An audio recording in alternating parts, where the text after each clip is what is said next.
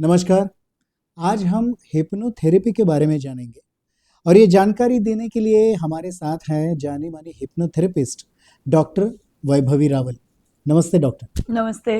Doctor, हम जानना चाहेंगे कि हिप्नोथेरेपी एग्जैक्टली क्या है?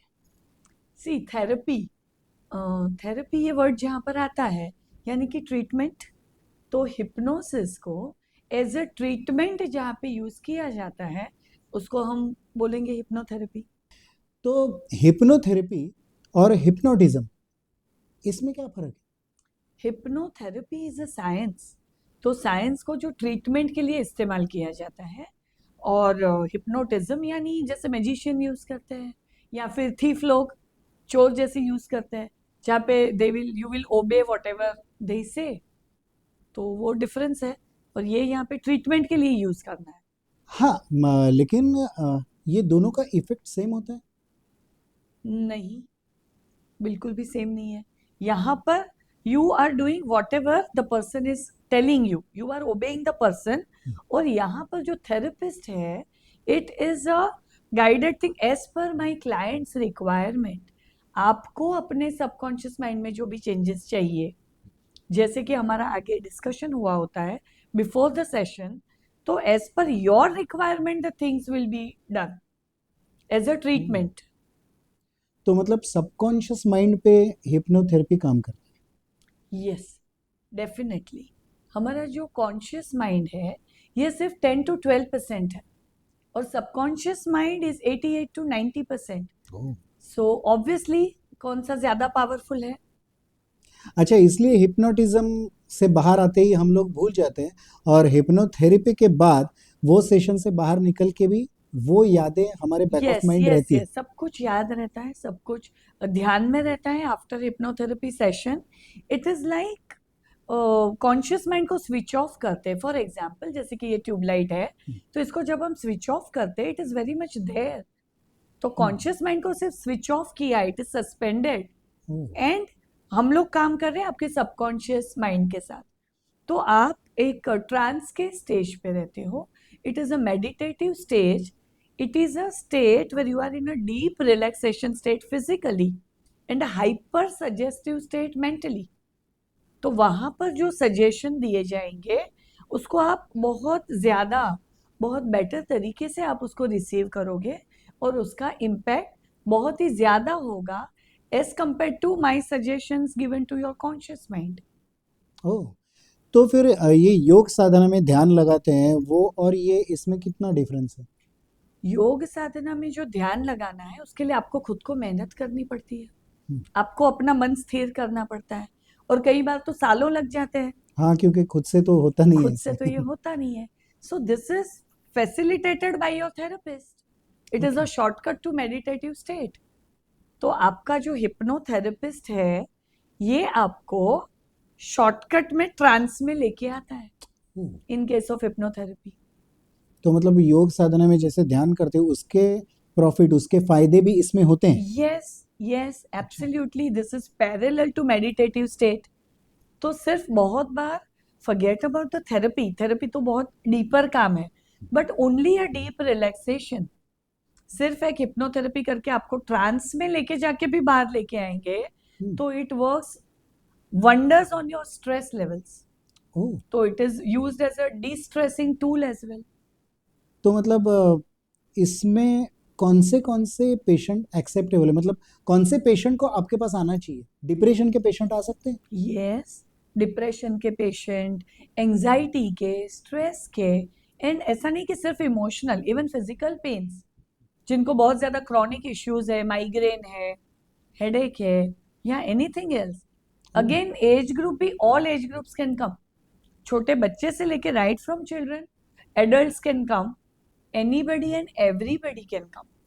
लेकिन डॉक्टर, जैसे बड़े लोग आते हैं, बड़े पेशेंट आते हैं उम्र में, तो वो आप जो उनको बताएंगे वो कर सकते हैं, वो फॉलो कर सकते हैं, बच्चे नहीं करते, तो क्या उनके ऊपर भी वैसा ही इफेक्ट होता है?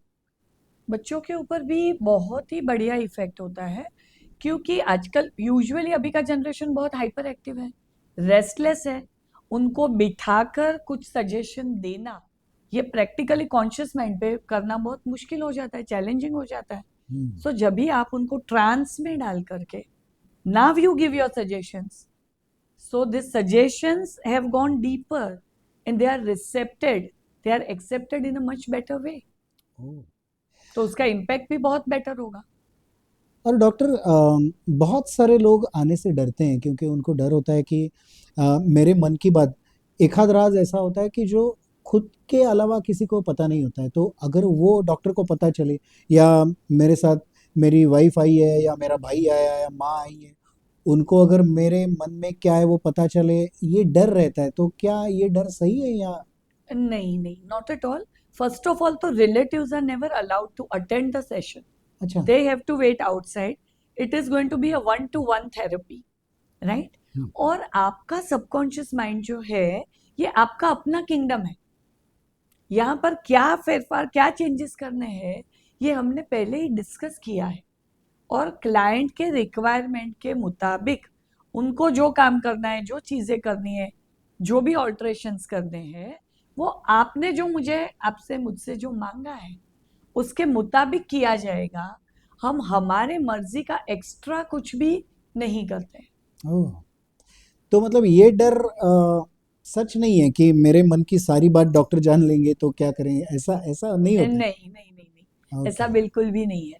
तो मन की बात तो जब आप थेरेपी के लिए आए हो, तो आप कुछ चीजें शेयर करो, करने ही वाले हो। Hmm. Before we go in for the actual session, एक काउंसलिंग सेशन या एक डिस्कशन सेशन जैसा जो होता है, जहां पर आप अपने प्रॉब्लम्स नरेट करते हो, तो आप मुझे बताते हो कि मुझे एंजाइटी है, स्ट्रेस है, या डिप्रेशन है, या रिलेशनशिप इश्यूज है, या लैक ऑफ कॉन्फिडेंस है, पब्लिक स्पीकिंग के बारे में प्रॉब्लम है, या फिर my career is not taking of.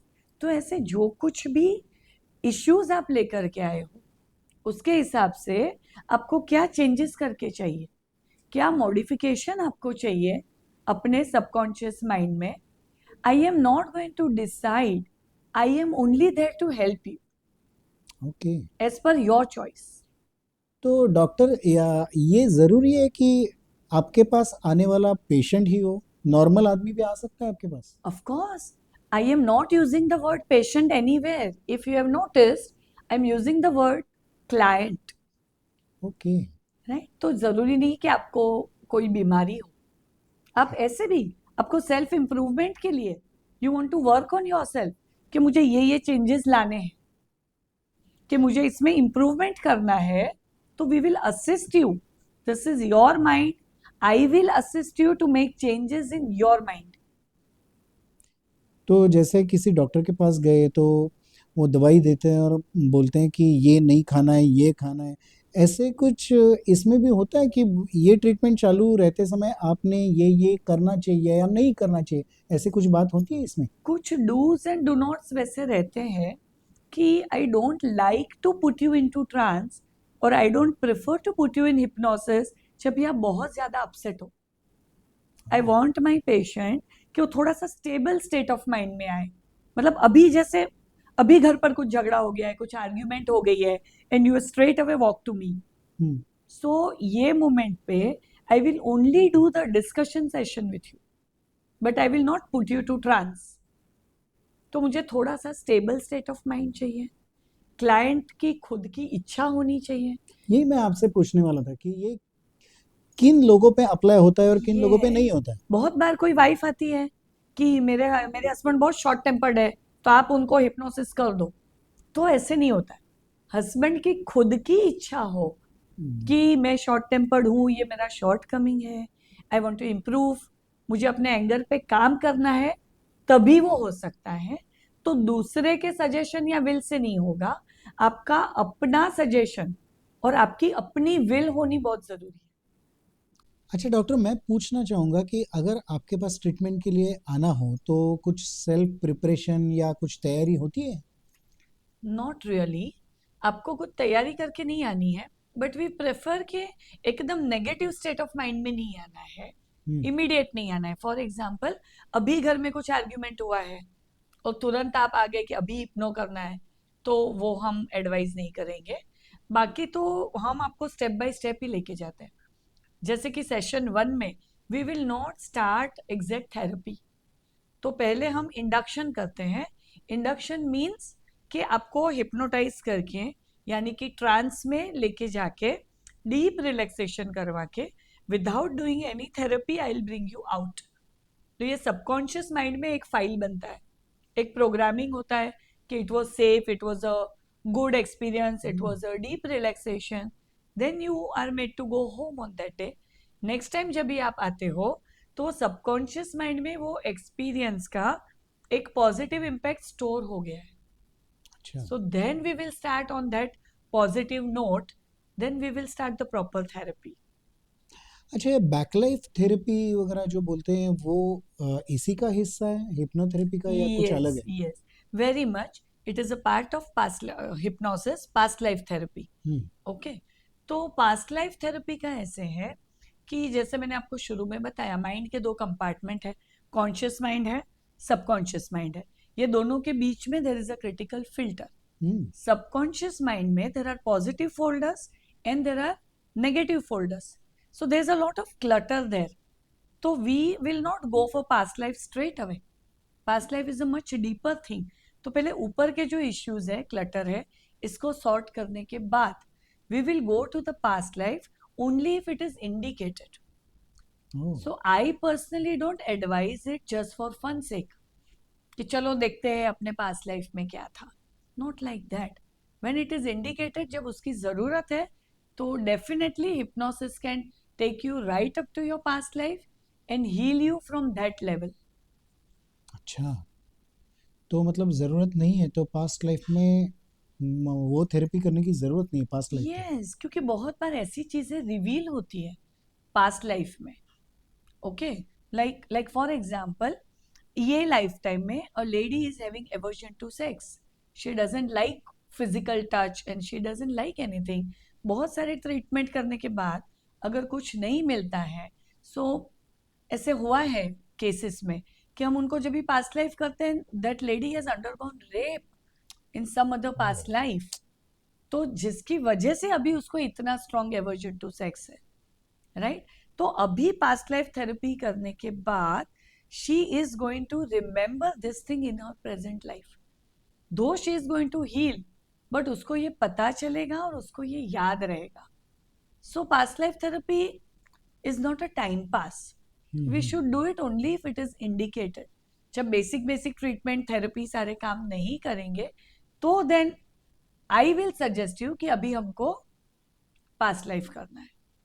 अच्छा, हम लोग एक आध चीज़ करते हैं कुछ मतलब डेली लाइफ में, अगर कोई गलती करते हैं या नहीं करते तो मन में ये पता होता है कि हम लोग गलती कर रहे हैं, फिर भी कई बार करते हैं। अभी क्या होता है उस, तो वो भी अफेक्ट करता है, मतलब मन को कुछ अफेक्ट करता है, यस यस और यस, उसके लिए भी ये जो थेरेपी है ये इफेक्टिव है? इसके ऊपर काम कर सकते हैं अगर आप करना चाहते हो तो। अगेन, जैसे मैंने पहले बोला था कि क्लाइंट की विल के ऊपर है। I am here to assist you and help you. तो जैसे आपकी इच्छा है वैसे चेंजेस आपके माइंड में कर सकते हैं, और वही बेसिक डिफरेंस है। जहाँ पे मैजिशियन करता है वहां पे वो जो चाहता है वो लोग करते हैं, हम्म। और यहाँ पर आप जो चाहते हो, I am only here to help you and assist you. Okay, तो मैं सबसे यही कहना चाहूँगा कि प्लीज़ एक एक बार हर एक ने अपनी ज़िंदगी में ये सेशन करना चाहिए। अगर किसी को इनसे कांटेक्ट करना है तो हम लोग नीचे कांटेक्ट नंबर भी दे रहे हैं डॉक्टर वैभवी रावल का, तो आप डायरेक्ट कांटेक्ट भी कर सकते हो, और ज़रूर आप इनसे मिलिए और उससे बहुत फ़ायदे हैं। मैंने खुद करवाया, मुझे बहुत अच्छा लगा, तो आपसे भी यही रिक्वेस्ट है, आप भी एक बार इनसे मिलिए, आपको भी अच्छा लगेगा।